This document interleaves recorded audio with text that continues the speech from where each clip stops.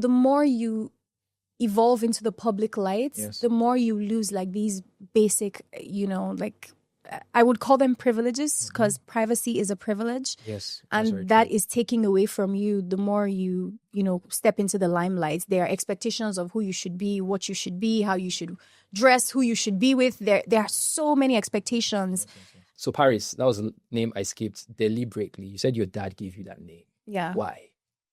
I don't know. My dad, I think he loved what Paris looked like in spring. That's the actual city, Paris in France.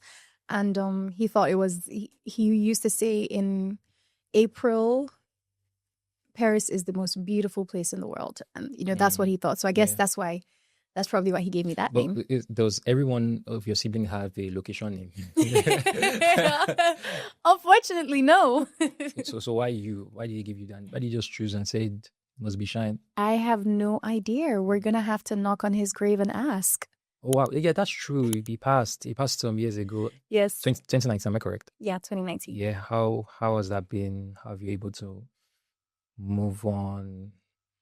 Do you wish he was here to see some of your wins and all of that? How has it been for you? Of course, I think many people who have lost parents or loved ones would definitely wish they would be here today to see wherever they are. But I ultimately believe that we all exist in one realm. Yeah. There's the spiritual and there's the physical. Mm-hmm. And he's in the spiritual and he can see me and he's proud of me. Mm-hmm. And yeah, I talk to him every day. Like he's right here. Like in the studio. Yeah, but okay, yeah, I'm sure he's proud of you, definitely. But was he always supportive of you doing film, doing modeling, doing all of that?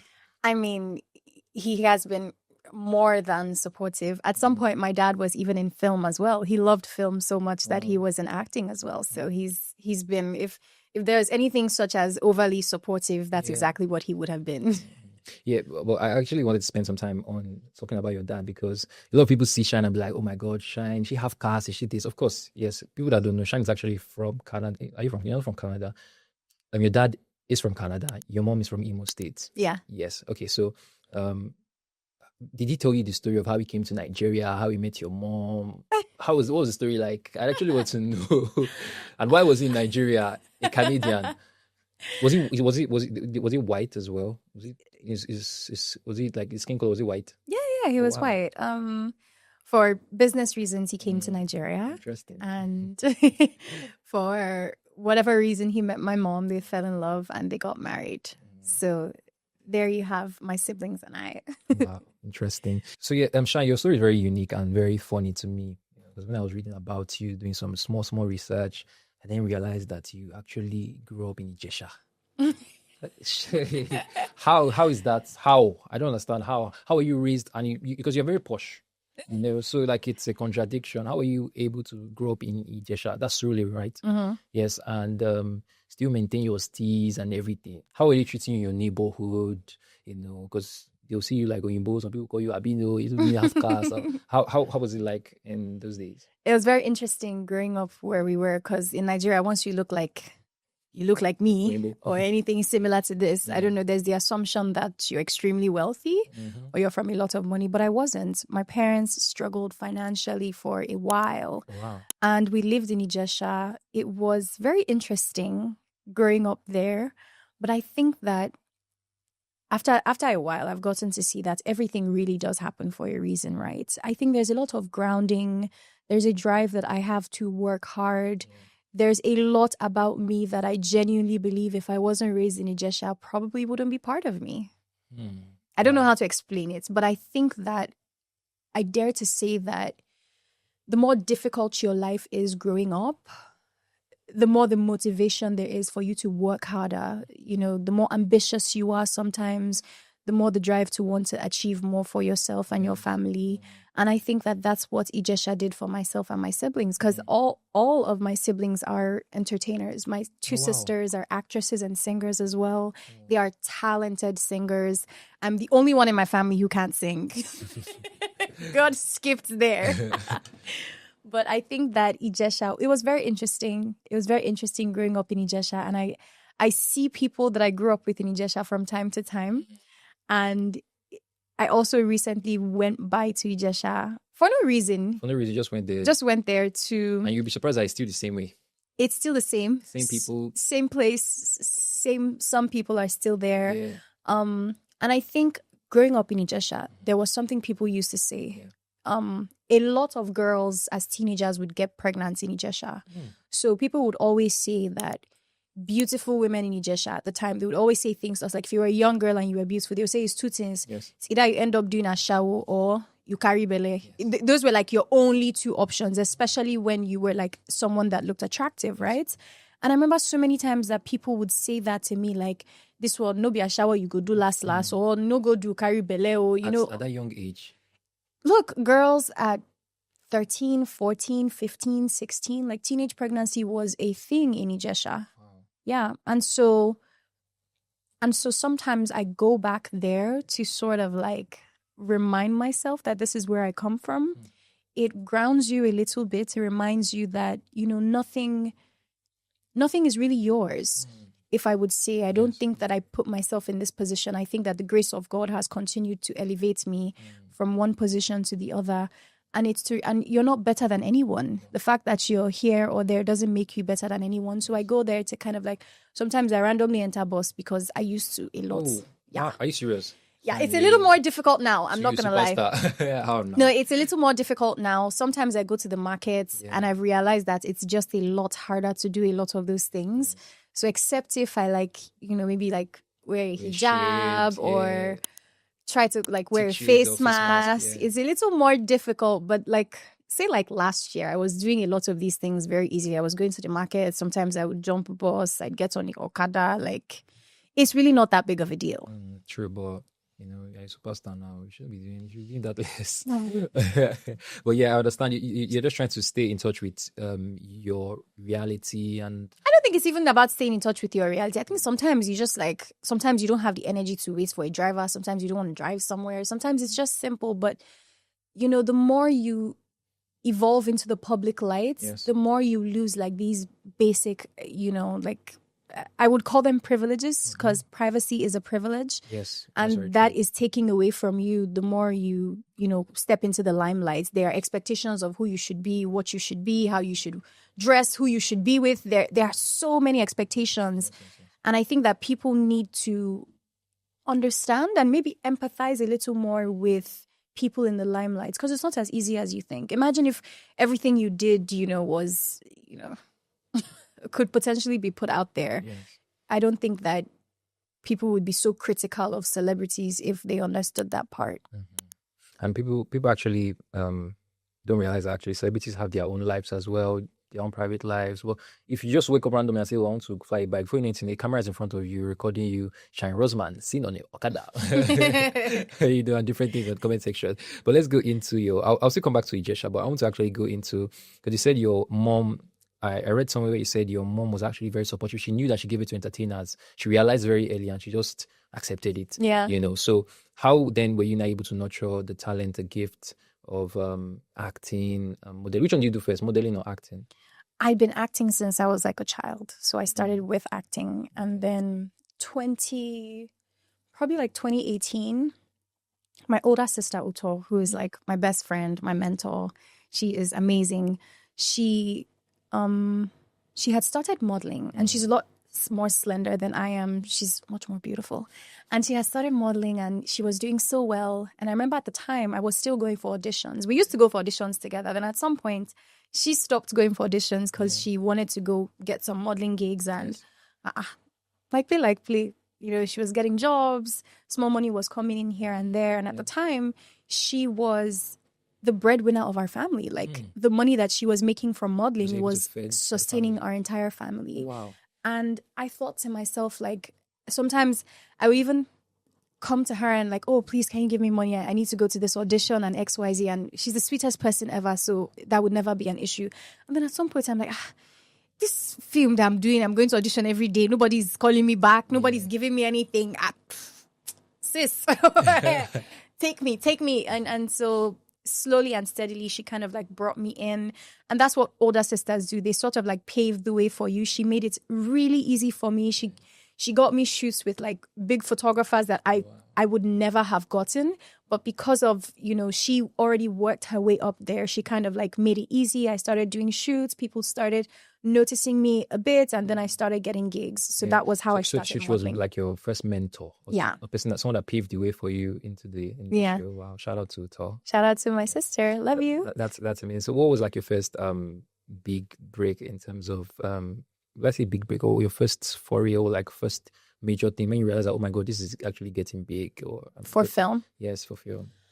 2015, the amazing Sheba Batokbe had casted my sister and I in the film called Lunchtime Heroes. Yes, I think I saw it. And I remember at the time I was like 13 or 14. I was such a child. Was it a cinema movie? Yeah, it was a cinema film. Oh, wow. And so we had to do like media rounds and stuff. Yeah. And I remember when we went to like a couple of schools and I was meeting people. All those experiences were amazing. But I remember being in the cinema, watching that film with a bunch of people and people's reactions, how happy it made people. Yeah. And I was just like, this is fantastic. The fact that you can almost help people feel emotions of happiness, sadness, whatever those emotions are. The fact that you can help a person to emote. At the time, my mind just thought, wow, the only emotion I was thinking about at the time was happiness. Like, wow, you can make people happy. But obviously, as I've gotten a bit older, I've seen that those emotions can easily fluctuate. Yeah. And I also really enjoyed the process of being on set, filming with people. I really enjoyed that process. And I think that I was really young, but I had known that, this is what I want to do. This is kind of, so even when I was in school, that was why immediately I got out of secondary school, I started going for auditions, started trying to push. And then COVID happened. Then I got one of my first gigs that was big, Superstar. Nancy Isime was the lead on that. It was shot by Inkblot. And it was an amazing experience. I enjoyed the experience. It was sort of like coming back into the industry as an adult now and not a child anymore. Yes. And a lot of people probably didn't even know that I was there as a child. So, what did it matter? Exactly. Started doing that. Then I started doing YouTube projects. YouTube projects were great. They get you like publicity. And there was a bit more like, when it had started, there was a bit more like detailing to it because they were experienced filmmakers that were making YouTube films. Yes, true. Today, it has given a lot of people access to make films, which is a good thing, and also can be a bad thing because now anybody, like you could wake up today and say, I want to shoot a film. Yes, I know. And with zero experience, you shoot it. So that process sort of like saturates the markets and doesn't is that do... a good or bad thing? It can be a bad thing because you want Nollywood films to be reputable. As a Nollywood actor, I want to be proud of the industry that I exist in. Yes. And luckily, because of people like Omoni Oboli, Bimbo Ademoye, Uche Montana, and many other people that are shooting great, good quality YouTube films, you can be proud of it. But there are also a lot of people that are making films that are sort of like, they're not representing what our industry is in the best light, and that can be a bad thing. Yeah, it can be a very, very bad thing. But how do you think that can be regulated? It's not. A lot of people want to try and get into the industry. For example, you said your sister helped you. Many people have gone for auditions. I've been to. I don't do auditions or shine. Back to back to back, and some people will be like they already know the people they want to pick. So it comes off as though, there's now politics in this thing. So a lot of people just find the low-hanging fruit and they just go to, okay, let's do YouTube movies, audition small. There's nothing wrong with people wanting to, create an avenue for themselves. If you want to open a YouTube channel, if you want to start it, there's nothing wrong with that. I would only say that I'd implore people to do more research about the work that they want to do. So it's just like, if you wanted to go work in a bank, you'd have to like study banking, or sometimes there are like courses that you can do for like 6 months, a year, that would sort of like help you build experience and knowledge around what you're doing. There are so many reputable filmmakers now, like I just said, Omoni Oboli, Uche Montana, Bimbo Ademoye, and the rest. And I would say, find someone and intern under them if you want to be an actor. If you spend 3 months with a working actor who is constantly working, I promise you will get experience from it. Not actually performing as the actor, but just being around them. True. Because a big part of what we do is experience. Like the more you experience, the faster you're able to adapt to circumstances and work with the situation as it is. Yes. I just think that people aren't doing research. Like if I wanted to do something today, I wouldn't just jump up and start doing it. If I wanted to start a clothing line, if I wanted to start a jewelry line, I would look for someone who has done this before, probably employ people that are much more experienced in this field than I am. Do you understand where I'm coming from? Because if I want to start a brand, I would want to make sure that this brand and this business is functioning on a basis of integrity and actually meeting customers' values. Why does a person want to watch a film? Because they want to be entertained. They probably want to like escape their reality or whatever it is. I watch films to escape my reality as well. So you don't want to be shooting a film and we can see the mic thing or, you know, maybe the performance is lacking or the light is, you know. So when you do those things, it reminds people that this is not real. In fact, it begins to remind them of the problems in Nigeria. So you kind of want to help people feel certain things and forget that what they're watching is make-believe. And if you can't do that, I think that a big part of what you're doing, the battle has already kind of been lost. You've lost, yes. So I would just say people should educate themselves more. Open as many, you know, start as many YouTube channels as you want to know, but because I admire what you're doing here. I can tell that you do your research with your work. I've come here. You've told me many things about myself that has already told me like, yeah, this guy has done his research. That's all I want people to do. Do your research, do your background work, you know, make inquiry about these things before you just kind of like jump into it. That's all I say. That's beautiful. You see why I like to have intelligent minds. That's why I call it sound minds, you know. You just break it down because a lot of people don't see it as that. So people just say, I want to just break into the industry. I just want to, they don't do research. But did you say, did you go to a film school? No, I never went to any film school. Oh, wow. Yeah, I didn't. I worked as an extra a lot. And I think that in the time that I worked, that was my film school. And I don't know, I see a lot of like, you know, I really enjoyed my time being an extra. I don't know how to explain it, but just all that while that I'd sit down for hours doing nothing or repeating the same action over and over again, what I would do at the time was I'd watch the actual actresses on set perform. I would watch how they behave, the mannerisms. You know, the mannerisms and everything. I'd watch how sometimes they say, okay, are you going on my close-up now? I didn't know what a close-up was. So I remember there was a DP on set that I asked, what's a close-up? And he was so kind. He explained it to me, you know, and slowly and steadily, as you begin to build this experience, I also learned on the job as well. I'm still even learning today, you know, so, but constantly doing jobs, constantly working with great actors. You know, when you work with really good actors, it even empowers you more. You learn more. You literally like suck energy from them and, you know, make scenes better. Yeah, so you say that you were in a good ecosystem that helped the talent, that nurtured that talent in you. That's profound. Yeah. Wow, nice. But okay, let's say you were doing that, doing a lot of extra roles. I'm sure those roles were not bringing in money.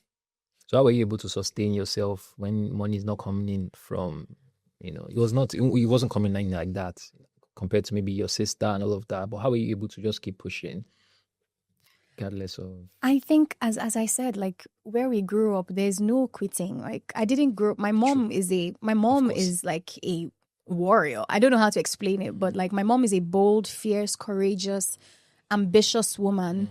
And I got a lot of the things that I have in myself today from her. And growing up, I watched my mom work. Like she worked so much that I barely spent time with her. I'm getting to know my mom as an adult. When I was a child, we barely spent any time together. I was about to ask you that because she was constantly working. So I grew up watching, you know, the number one person in my life work like this, and I think it's almost like a default for me to kind of like work that way. So when something isn't working, I try as much. I keep trying. If you really want something, like if you really set your mind to something, there really isn't any giving up. And I'll be honest as well.